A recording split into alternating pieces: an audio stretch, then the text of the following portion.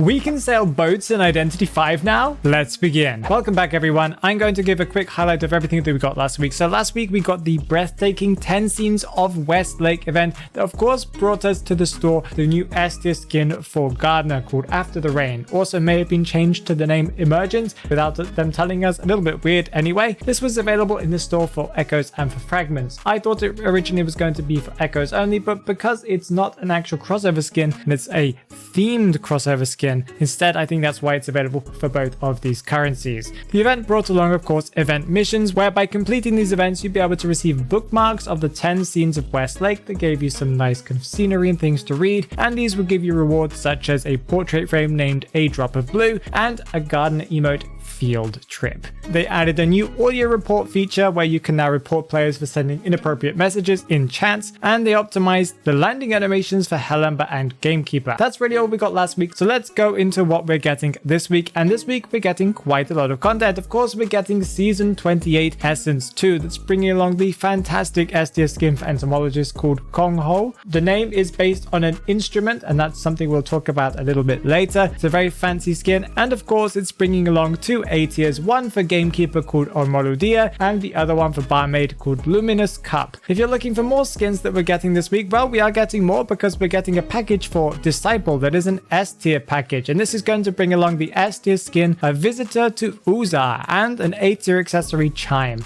The skin is fantastic. It has some animations where when she uses her cat, it'll actually take away her mask or give her a mask if she could have calls it back. It's a very interactive, very cool looking skin. The accessory itself has some really nice blue color effects and looks really nice overall. I do think a lot of people will like this one. It will be available in a package, and I think it will also be available separately for Echoes and Fragments as well if you want to get them. As we're getting Season 28 Essence 2, we're also getting an event that's themed around this essence, and that is the Autumn in the Dunes event that's going to bring along a ton of content. First of all, it's bringing along a sign-in reward event where if you sign in, you'll be able to get a ton of different rewards. I'm assuming clues, fragments, maybe stuff like that. And of course, it's going to bring an event portrait frame that's quite fancy. There is a limited time public map available called Oasis Mirage, or at least that's what it's called in China. It might get a different name when it arrives here. It's not a playable map as in you'll be able to play Identity 5 there, but similar to how we got a special map during the summer of Lakeside Village where you could go and visit and see and catch some like fireflies and stuff like that, you'll be able to do something similar. It's kind of like Ever Sleeping Town or Chinatown with a very beautiful theme. You'll be able to see fireworks there, and of course go boating with friends where you'll be able to ride on a boat if you are a survivor. I'm assuming if you're a hunter you will not be able to do that. You can win mooncakes by answering questions, and I don't really know what that is for, and there are more things that you can do. It does look like a lot of fun, and I'm sure a lot of people will enjoy taking their photos there. The event is also bringing along a story, and there will be rewards for this story. If you complete the story, I'm assuming you'll be able to get the B tier skin for Weeping Clown called Moonlit Shoal, and there is also an A tier accessory for entomologists that is a very, very nice one. It's called Desert Fairy. It has some really beautiful effects, almost S tier in my opinion, so I'm really glad that they're bringing this one along. Some blue and golden kind of effects, very, very nice. And there's also an event portrait frame for this story event. Don't worry, that's not all that's coming along in this Autumn in the Dunes event, because we're also getting extra stuff in this Spyglass store. That's going to include 4 dishes, 2 for hunters, 1 for survivor, and 1 for general. One of them is like a fish meal, and the other 2 are like desserts, and then whatever the last one is, I'm not really sure. There's going to be a new item in the store. Unsure if this is going to be the main store or the special furniture store. I assume it's going to be the main store itself. This is an A tier furniture piece that is based on the S tier skin from the Season 28 Essence 2. It is a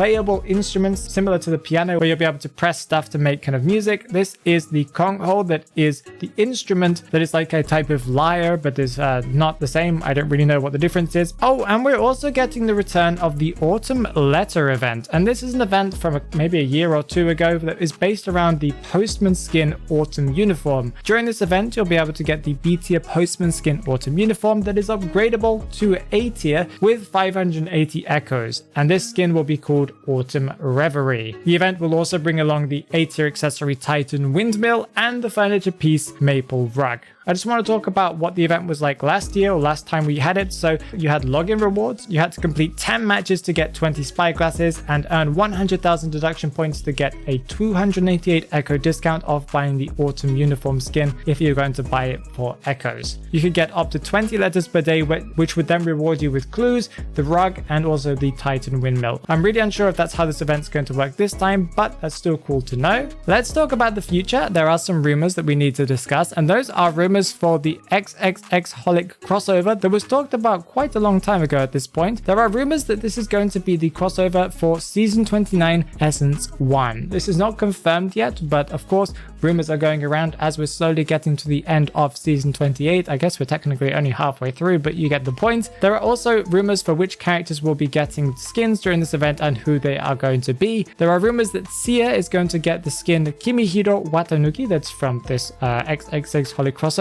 Also, Little Girl is going to get a skin possibly called Tsuyuri Kohane, and Mercenary should be getting a skin called Doemeki Shizuka. We also have some rumors about the main story event that was meant to be Ashes of Memory Part 2 that should have come during the summer, but for some reason never did. They keep on delaying these things without telling people that they're delaying them, but that's fine anyway. We have some rumors of what the events are going to be called. There possibly are going to be two events or two parts of the event, maybe two storyline parts. One of them is called Race Course, White Colt's Legacy of Resentment, that is a translation I believe, and The Forest of No Return, Ashes Reignite. I think all of these rumors are from IDV Curiosity over on Twitter, also known as Noir, so go and check them out if you want to follow some more specific details, but they are very interesting nonetheless. Earlier I mentioned that the A-tier accessory Titan Windmill should be coming for free along with the Autumn Letter event. I don't think this accessory is actually worth using. I think it's better to maybe use a different A-tier accessory. Find out exactly why in the video that's on the screen right now.